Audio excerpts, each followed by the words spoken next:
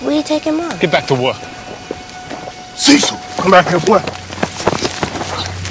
Mama! Come here.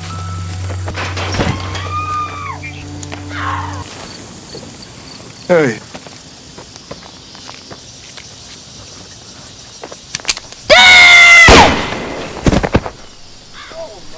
Watching his father being killed, Tony could only cry in silence, maybe out of guilt. The old lady of the house brought Tony inside. She no longer made him do farm work. Instead, she taught him how to be a proper servant. Even though he faced his father's killer every day, he acted like nothing had happened, quietly doing everything he was supposed to. When he was finally able to live on his own, the first thing he did was leave that place, because he knew, if he stayed, he'd end up just like his father. Tony then wandered all the way to the big city. That night he was cold and hungry. He passed by a hotel and saw a fancy cake through the window. He couldn't hold back anymore, so he smashed the glass and rushed in to eat. Just then the hotel butler came running, but instead of calling the cops, he helped bandage Tony's wounds. After hearing his story, he let Tony work at the hotel. Tony knew how rare this chance was, so he worked as hard as he could. The butler later recommended him as his replacement, and Tony didn't let him down. Step by step he earned his place at the hotel. Years went by. He got married and had kids there, and finally built a life of his own. Tony once thought this was the best ending life could give him. But one day, he got an invitation to work at the White House. On the day of the interview, the interviewer looked down on him for being a servant. Tony saw right through it, so he calmly introduced the wines on the shelf. Every move showed his professionalism, and his performance changed everyone's opinion. He was accepted into the White House, and thanks to his experience, he quickly adapted to the job. The first time he met the president, he was still a little nervous, but the president wasn't as distant as he expected. They even chatted about family. Just when Tony thought life was finally getting better, his son got into serious trouble.